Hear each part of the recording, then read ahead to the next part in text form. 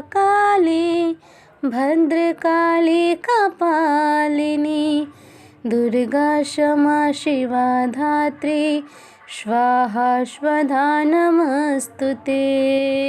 जय माता दी दोस्तों, आप सभी लोगों का स्वागत है हमारे YouTube चैनल में।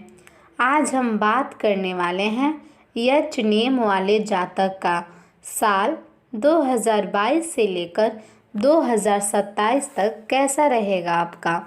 मेरे प्रिय दर्शक, हम आपको बताएंगे कि आपके आने वाले 5 साल कैसे रहेंगे, आपका सेहत कैसा रहेगा, आपका प्रेम संबंध कैसा रहेगा और आपका कैरियर। आपको धन का लाभ होगा या धन की हानि। आइए हम सबसे पहले बात कर लेते हैं कि आपका सेहत कैसा रहेगा। ये साल आपके लिए बहुत अच्छा रहेगा और बहुत से लोग आपको आपकी दयनीय स्थिति में निकालने के लिए हाथ बढ़ाएंगे, लेकिन आप इस स्थिति में किसी और की गलती की वजह से फंसे हुए हैं। अब की बार ऐसे लोगों से सावधान रहें। आपको अपनी जीत का जश्न भी मनाना चाहिए। अपने अतिरिक्त वजन को घटाने की योजना बनाने के लिए बिल्कुल उपयुक्त समय है। आप पिछले कुछ समय से अपने बढ़ते हुए वजन से चिंता कर रहे हैं।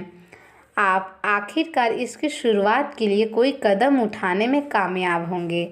आपका संकल्प दृढ़ है और आप आत्मविश्वास से भी भरे हुए हैं।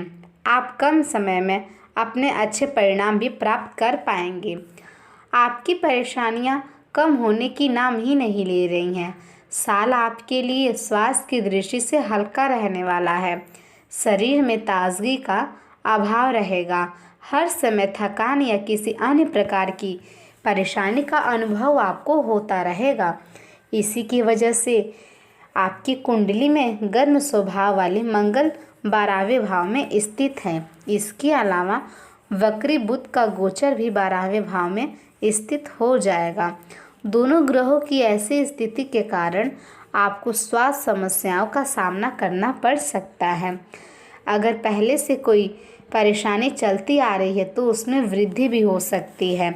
आप किसी नेत्र विकार से पीड़ित भी हो सकते हैं, अनिद्रा से ग्रस्त रह सकते हैं या फिर नींद में व्यवधान भी हो सकता है।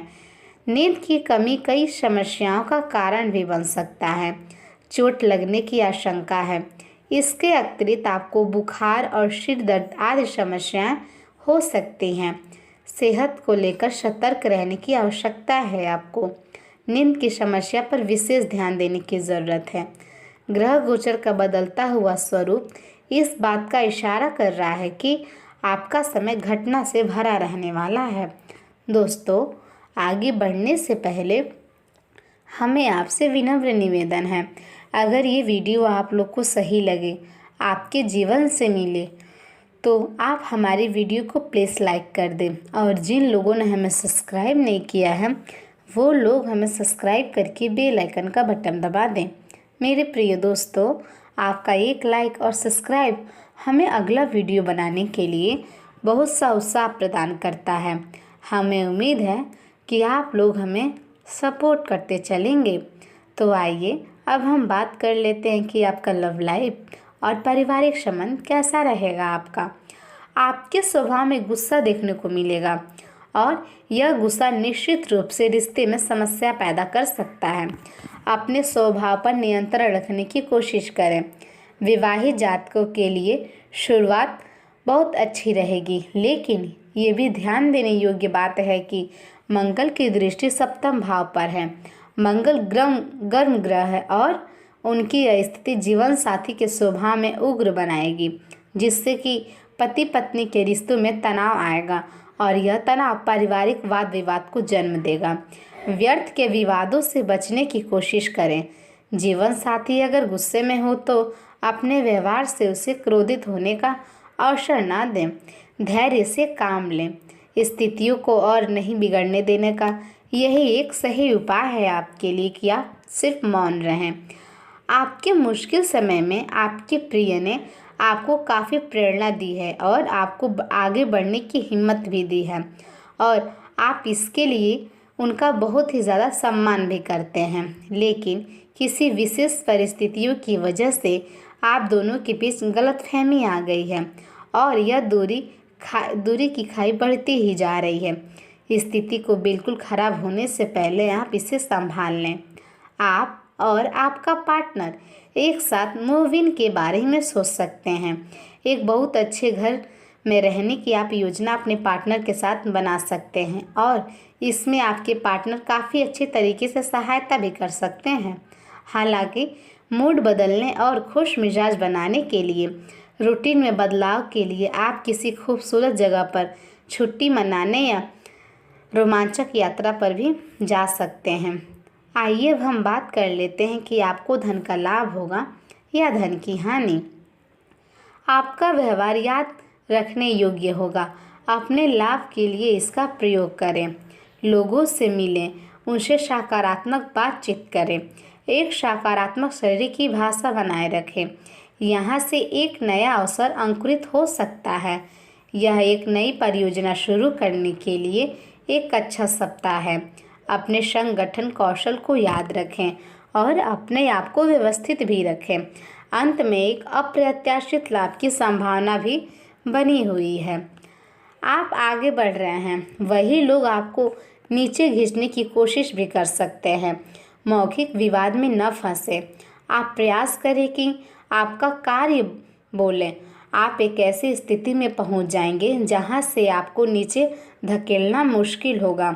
अच्छा काम करते रहें। अपने सहयोगियों और अधीन स्थितियों के साथ सौहार्द बनाएं। मधुर वाक्यों में बात करते रहें। आइए अब हम बात कर लेते हैं कि आपके लिए मेरा आज का शुभ विचार क्या है। आप इसे मोटिवेशन शब्द भी कह सकते हैं। आप लोग इसे ध्यानपूर्वक सुनिएगा। हमें उम्मीद है हमारा यह शुभ विचार आपके उदास जीवन में कुछ रंग भर देगा। तो आइए अब हम शुरुआत करते हैं। कल एक झलक ज़िंदगी को देखा। वो राहों पे मेरी गुनगुना रही थी। फिर ढूंढा उसे इधर से उधर। वो आँख मिचौली कर मुस्कुरा रही थी। एक अरसे बाद आया मुझे करार। वो सहला के मुझे सुला रही थी। हम दोनों क्यों खफा हैं एक दूसरे से, मैं उसे और वो मुझे समझा रही थी। मैंने पूछ लिया, क्यों इतना दर्द दिया कमबख्त तूने।